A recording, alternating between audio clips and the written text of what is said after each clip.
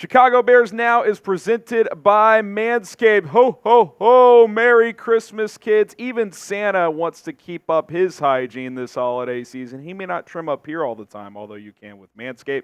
He definitely does downstairs, which you definitely can with Manscaped. Get started. Promo code BEARS20. Perfect gift for men's hygiene this holiday season. Get 20% off at manscaped.com and use our promo code BEARS20 for the discount and to help support us.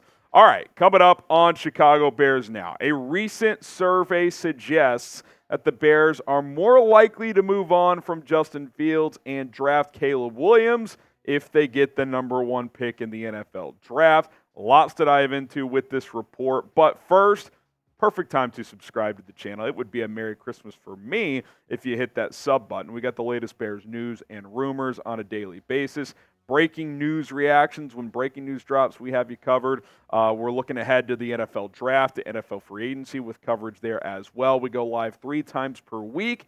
Guess what? It's all 100% free. We don't charge you a dime here on the channel. Hit the sub button. Let's continue to grow. We appreciate all the support from you out there.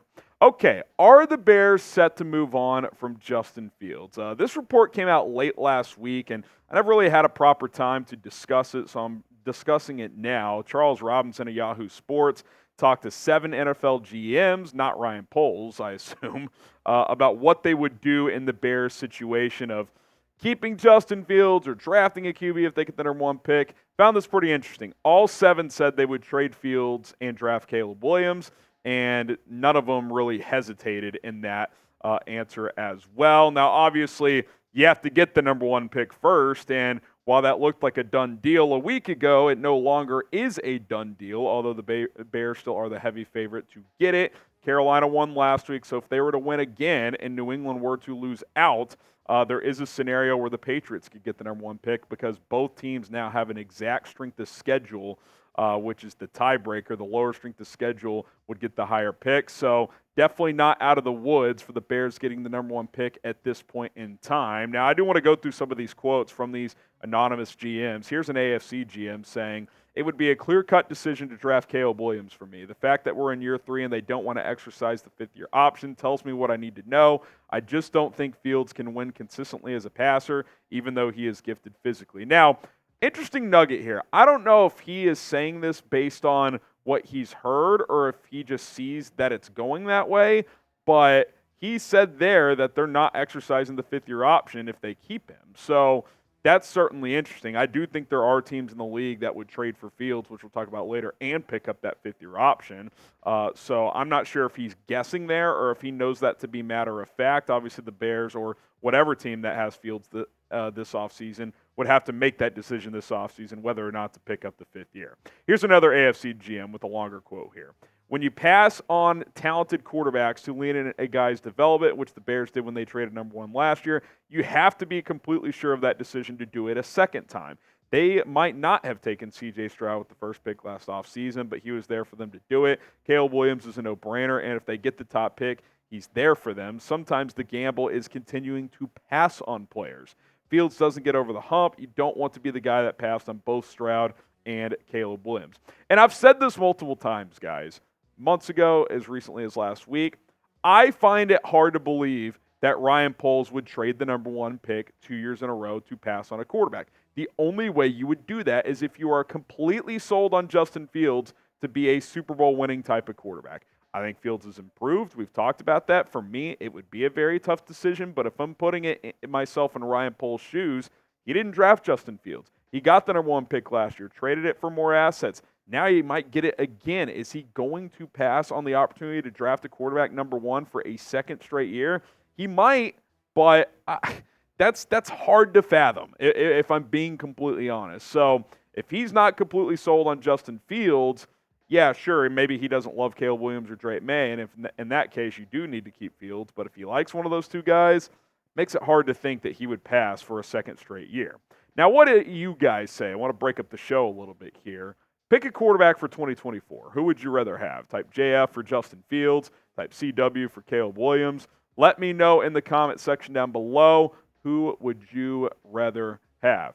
Guys, Manscaped, the holidays are here. You can still get some last-minute Christmas shopping done with Manscaped. And let me tell you about the Performance Package 5.0 Ultra. They continue to improve their products. This bundle comes with the Lawnmower 5.0 Ultra, and it is the best ball hair trimmer on the market. It is the crown jewel of the holidays, and dare I say, the best ball hair trimmer of all time. This electric razor's advanced skin-safe technology is a lifesaver. It's known for reducing nicks and cuts on your Santa sack. You don't want to be the guy this holiday season that looks looking grimy. You don't want to be the guy that you get Mrs. Claus into the bedroom and then clothes start flying off and it's nasty down there. Keep it nice and clean. This bundle also comes with the Weed Whacker 2.0 nose and ear hair trimmer. It's a fantastic product. Crop Soother ball aftershave lotion. Got to do that after you shave. Crop Preserver anti-chafing ball deodorant. You can throw this on every day just like I do. Feeling fresh downstairs, just like you would put deodorant on up here as well. Put it on your balls as well.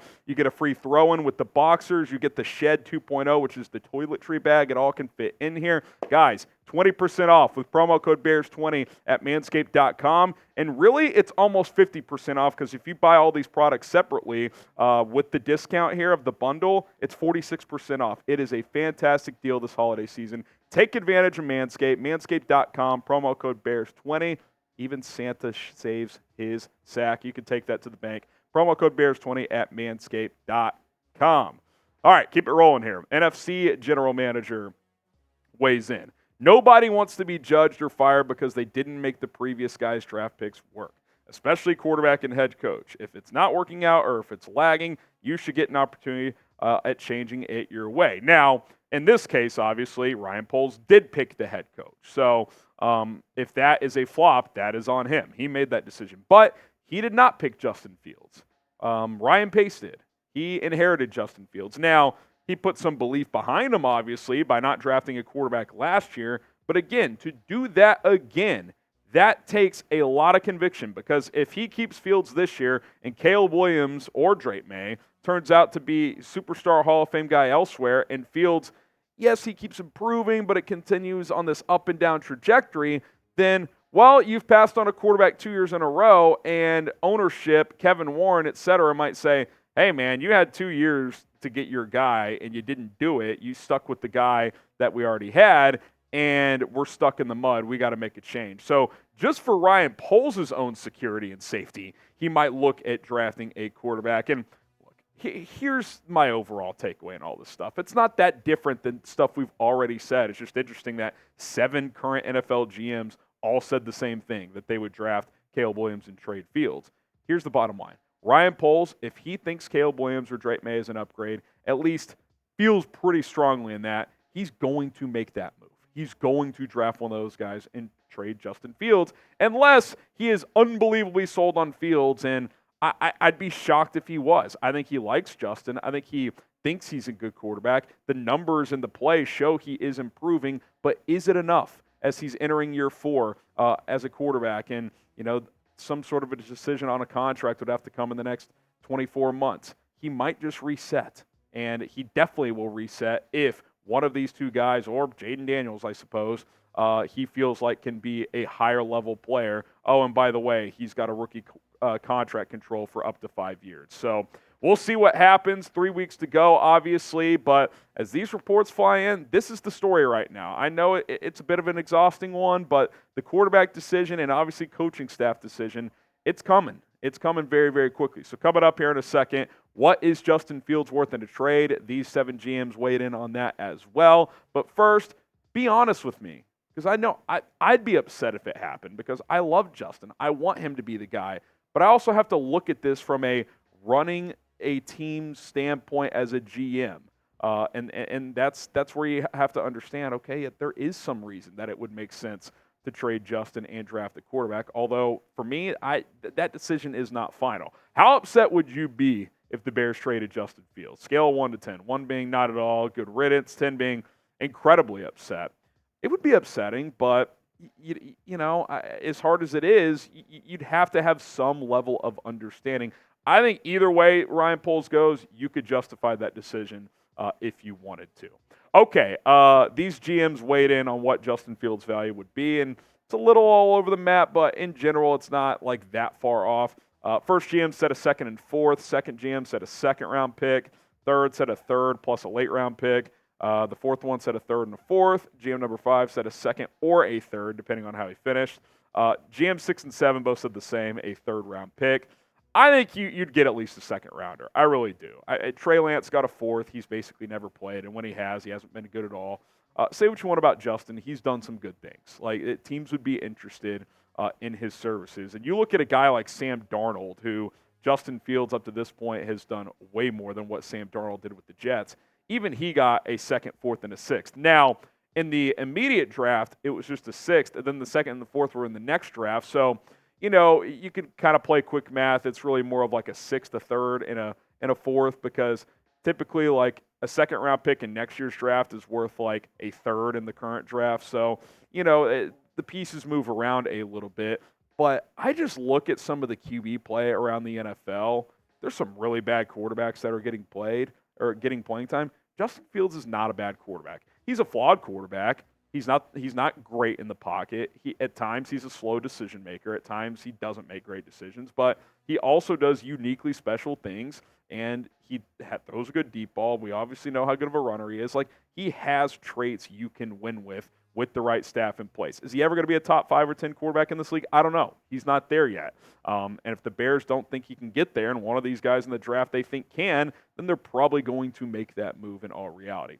I said this the other day. I think these are 5 teams that make a lot of sense for Justin Fields. Atlanta, we've talked about that. They just switched QBs again. They're going back to Heineke. I think they're definitely going to be in the market for him if the Bears make him available. I think the Raiders make a lot of sense. The Steelers, I'd hate to trade him to Pittsburgh. You already got fleeced by them once.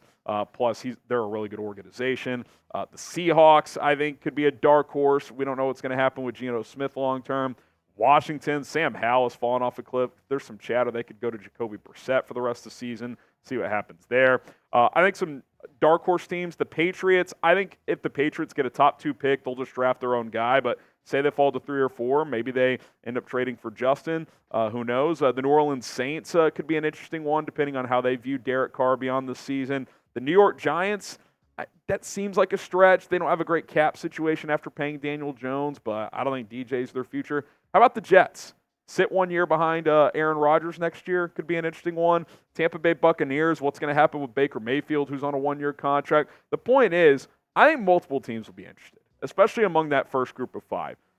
I got to think Pittsburgh, Vegas, and Atlanta are all going to be interested. And it only takes more than one to drive that price up. So I think you would at least get a second-round pick. And again, this is just based on what's out there, right? To me, this is still a really hard decision. I haven't made a final one, but again, it feels like the pendulum's swinging in the direction of resetting at quarterback. That's just what it feels. And look, we don't know what's going to happen, but big decisions are coming. We do know that. You got 3 games left in the season, then final evaluations really begin for Justin Fields, for Luke Getsy, for Matt Eberflus.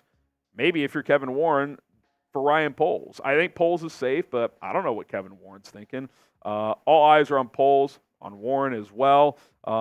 This is a franchise-altering offseason. I mean, there's no doubt about it. Whichever way you go with the coaching staff and with the quarterback will dictate the next 5 years and beyond. I don't think it's hyperbolic to say that with the amount of assets the Bears have in the draft and in free agency.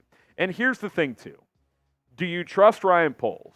And if you type T for trust, then you should have at least some peace at mind regardless what decision he makes. Doesn't mean it'll be the right one, but if you do trust him as a GM, then as hard as it is, you have to lay some of that belief in whatever decision he does make. Now, if you don't, then there you go, type D for don't. But I feel like even though he's had some misses, his reasoning for the moves he's made have been logical.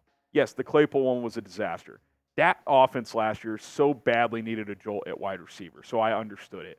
This year, Montez Sweat, this front four needed something. It's made a huge difference. The DJ Moore trade, I'm not going to regret passing on Stroud because if you did, you wouldn't have had Darnell Wright and you wouldn't have had DJ Moore for him to throw to. That trade's worked out great. He's made a lot of good decisions and logical ones. So I trust Ryan Poles. Whatever he ends up doing, I think it'll be a logical choice, and I think there's logic on both sides, which is why it's a very, very tough decision.